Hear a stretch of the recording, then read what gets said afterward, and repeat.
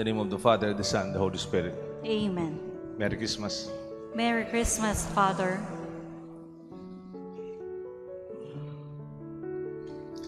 Kagabi, nagkamisa po ako sa yung mother parish natin, yung Holy Cross Parish sa Sapang Bato. Doon po yung mother parish ng ating chapel.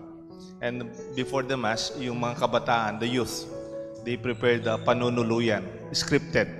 I'm so impressed. They were singing the lines. Kinakanta po nila. It's like a musical. And the tradition, panunuluyan, is wonderful if only we can keep it. Sana next year magkaroon tayo ng panunuluyan dito. 30 minutes before the Mass proper.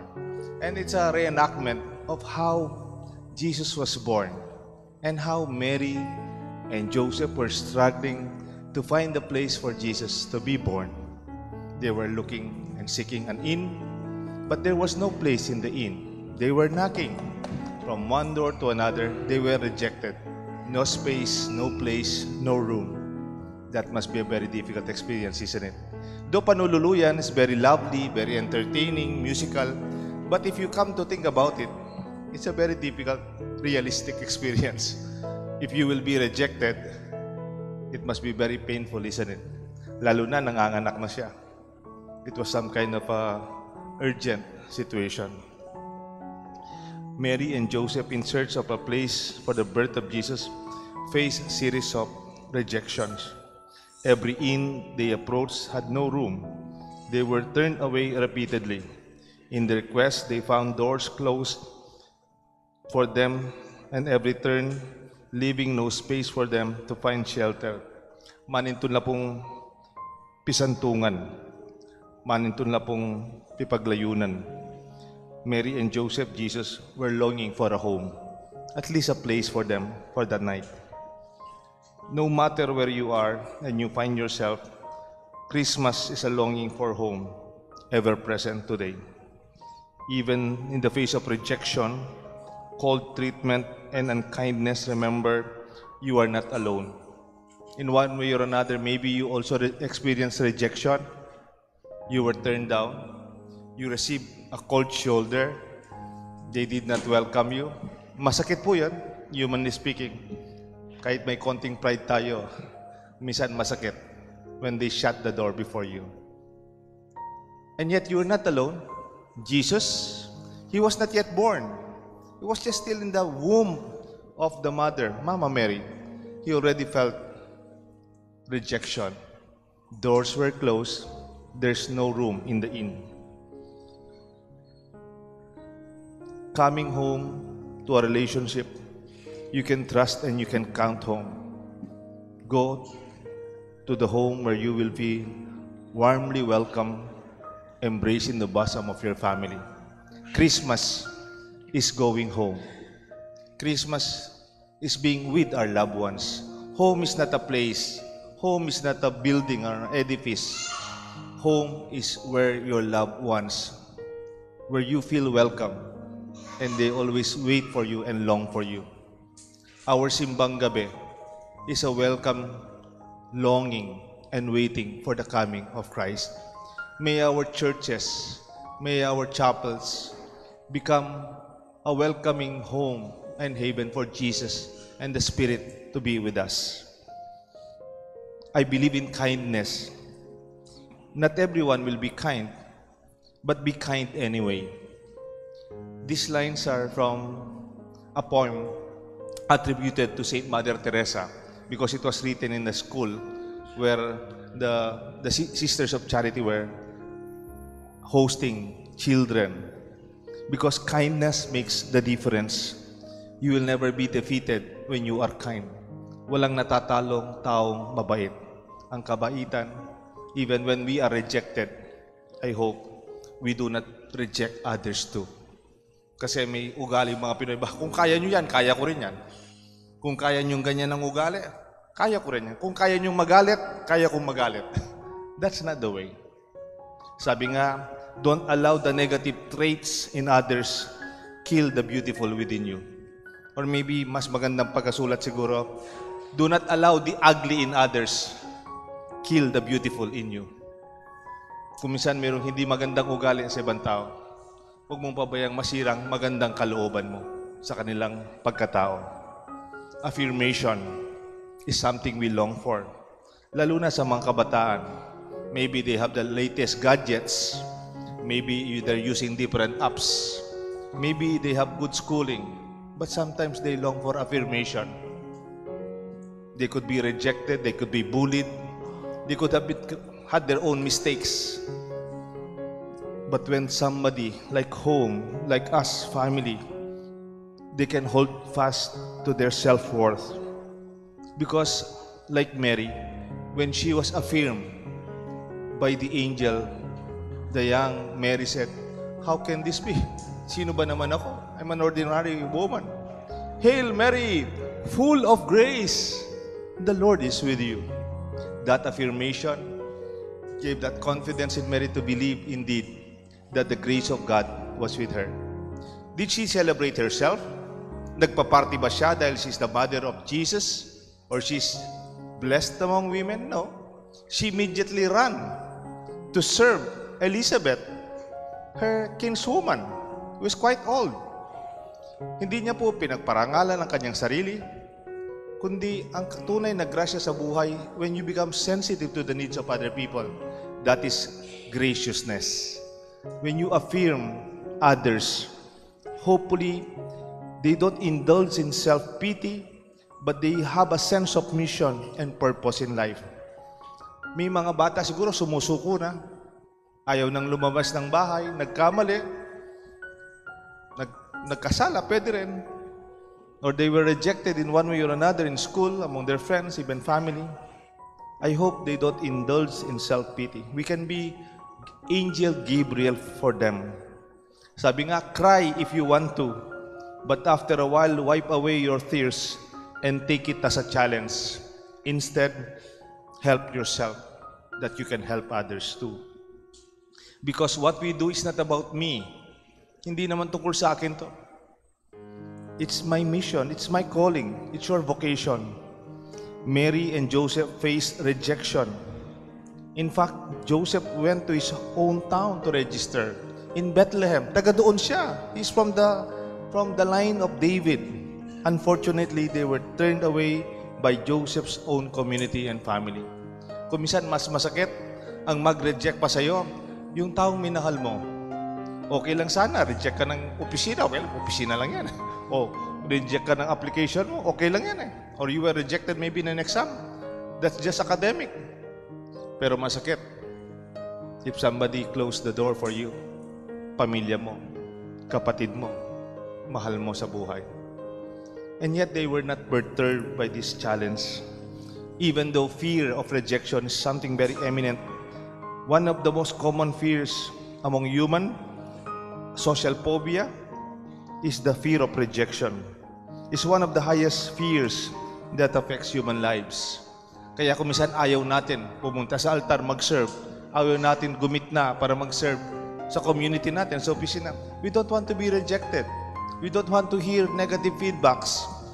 So we just remain in the neutral or in our comfort zones. But nothing is achieved. Kahit sasakyan nyo naman, di naman aandar yan kung nadyan neutral lang eh. But you have to take the risk. Like Mary, like Joseph, because they knew they were with Jesus. Their self-confidence was challenged. Their self-acceptance was even in question. An adverse effect of self-fear is self-rejection. Quitting opportunities. Meron ka ng oportunidad, magkaroon ng trabaho, mag-board exam, mag-try ng opportunity for a project that you want to start. But because of the fear of rejection, you give up on yourself. You hide from others. You do not accept God knocking at your door. Ako po, personal ko pong prinsipyo. Personal ko lang po ito. I have nothing to prove to others. I don't prove myself to you. I have something to prove to myself. Kumisan kalaban ko sarili ko.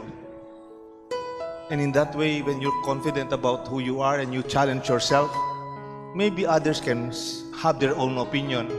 That's their opinion. I appreciate, but the truth is what's happening in your heart. It's more important. Be careful. Sometimes projection is actually what you see in others. You see yourself in others is what you see in yourself. Kaya po, kung minsan yung mga tao who reject you, don't take it personally. It's not about you. Kung minsan yung mga tao yon, they themselves reject themselves. Kaya kunyari may boss ka, it makes it difficult for you. After your hard work, after your efforts, walang pasalamat, masakit pag-comment, you did your best. You have a mission. There's more to come. Sabi nga po nung Jewish wisdom saying from Talmud, you think you see the world as it is? No. You actually see the world as you are. Ang pagtingin mo sa mundo, kung minsan we feel, this is the reality, this is the truth. Actually, it's how you see yourself too. And be careful when we reject others.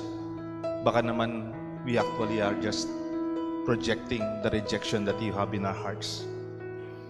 When you know you are anchored in reality and your faith, you'll be most stable. Even what Joseph and Mary experienced, even the gospel today, they see the light but did not accept the light. As I hope we be holding on to that light. Kung nagsimba po kayong simbang gabi, there are 4 Sundays. Usually Advent is with 4 Sundays. Every Sunday we bless one candle, hope, joy, peace, and love. And after these blessings, at the end is one candle, the candle of Jesus in the middle. And when you have Jesus in the middle of your life, God in the middle of your life, you are anchored. Umiikot po ang buhay. Like the circular wreath that symbolizes the continuity of life. You circle to find your center, Jesus your anchor. Dapat kahit paikot-ikot yung buhay, marami tayong napupuntahan, naway makita natin sa sentro si Jesus. Natatawa lang po ako kagabi. Di may misa pong yung Aguinaldo, yung almost 12 o'clock. Nag-start kami ng 9:30. Halos natapos na po kami, 12 o'clock. Yung misa namin sa parish natin. Kaya lang, di ba si Apple Diap, taga Sapang Bato, nagsimba siya kasama ng mama niya. Sila pa yung nagsindi ng kandila kasi taga doon naman talaga siya. Pamangkin niya, mga altar boys yung mga sister-in-law niya, Comlec. So, he was part of the community.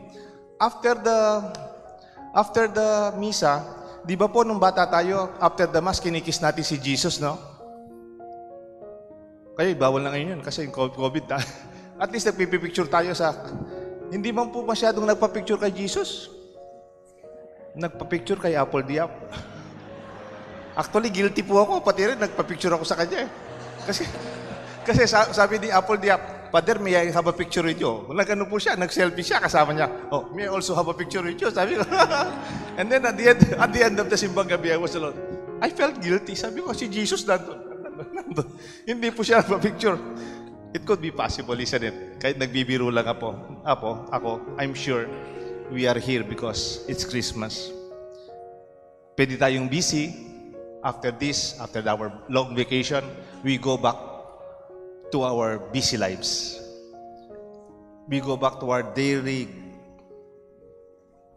drooling routine and experience of responsibilities. We may be experiencing Jesus knocking at our doors. Sorry, Jesus, I'm busy. We have no place. We have no time. I hope this Christmas reminds us that our homes need that light to be the anchor of everything that we do. Hindi naman po ako marites. Pero sa San Fernando, meron akong kilalang pamilya. Ang successful na successful. Ang yaman nila. Ang dami lang businesses. Ang dami lang properties. But knowing them, the privilege of knowing them, they're not happy, to tell you. Hindi nag-usap yung mag-asawa. Kung nagsisimba o nagnininong-ninang sa kasal, for social purposes, nagpapapicture. Pero sa bahay, hindi na sila magkasamang kwarto. Chismis. Level up. Yung mga anak nila, nagkakaproblema kung sino ang magmamana noon, at saka magmamana noon. And when they are together, may tension. Yung isa, sinusumbong yung isa kalaban yung isa, ito, magkakasundo sila, magkakalaban. Jesus must be knocking in their home. Sabi ko sa sarili, ano pa ba naman ang kulang? Ang yaman na nila. Ang dami ng sasakyan. Ang dami ng businesses. Ang dami ng bahay. Pati abroad, meron pa silang bahay. Why? What's lacking? More houses? More business? More properties? I don't think so. You know what I realize? God is not in their home.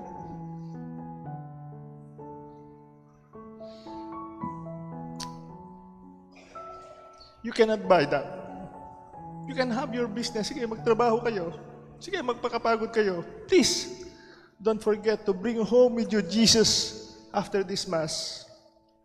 Even with a simple home, with a simple house, simple food, as long as you have Jesus as God in your home, there will be warmth, there will be peace, there will be joy, there will be forgiveness kahit may pagkukulang. Every day, the Lord is knocking in your hearts. May we welcome. And because of this, when we welcome them, Jesus in our life, God in our home, there would be peace. You could rest well. Kung minsan ang definition natin sa success, pera, ay successful, ang dami ng business niya. Ay successful, ang laki ng bahay nila. Ay successful, na-promote siya ng president ng company. Successful, yes. But that's just the material, financial, economic expression of success. Mayroon pa pong mas fundamental expression of success. Bigyan ko kayo ng halimbawa. Yung masarap yung tulog. Success yun. Di ba? Si Michael Jackson, yaman-yaman. Hindi man siya makatulog. Kailangan pang maggamot para makatulog yun. Nagtuluyan siyang nakatulog. You can be very rich but you cannot sleep because of your problems, your tension. Please, don't put your health and peace of mind at stake. It will run. You can run but you cannot hide. It will run. It will always catch up. Your good health. That's most important. The joy and time for your family. Another expression of success. Masarap yung gising. You're excited to start your day, to kick the day because you have something to do. A mission for your life. Even when you are already retired. Another expression of success. There is peace in your home. May awa, yeah. Yes, pero nalalagpasan natin. May problema? Yes. Pero nakakayanan natin. May solusyon yan. Another expression of success. People are very happy for you. They celebrate your presence. When you come, they say, thank you for gracing the occasion. Indeed, your presence is grace. Kasi may mga tao, they are happy when people come. We are very happy you came. Ang gusto sabihin, you're a grace in a situation in our party. Pero meron din ng mga taong nagpapasaya ng iba. Pag umalis na sila, salamat, wala na sila. I think that is not success, isn't it? When you are at their back, they don't appreciate your person. Christmas anchors us with our home, with that center of our life. May we have that peace. Alam niyo po, meron akong poster na regalo ng kapatid kong pare, kaibigan kong pare, when I was a young priest. Yung poster na bigay sa akin ng kasama kong pare, pusa, cat, natutulog siyang, yung, alam niyo po yung tulog ng pusa, yung cat nap. Pag natulog yung pusa, parang patay, yung parang, minsan natutulog sa ilalim ng lamesa, sa tabi ng refrigerator na mirag, minsan natutulog sa may tsinelas. Ang sarap ng tulog ng mga pusa. Tapos sa ilalim ng poster, sabi niya, for a heart at peace, every place is a home. Pag may kapayapaan ng kalooban mo, kahit saan ka man, makakakita ka ng lugar na papagsantungan ng iyong kaluluwa. When God is with you, coming home to God is God's place and peace. Home is where you find peace.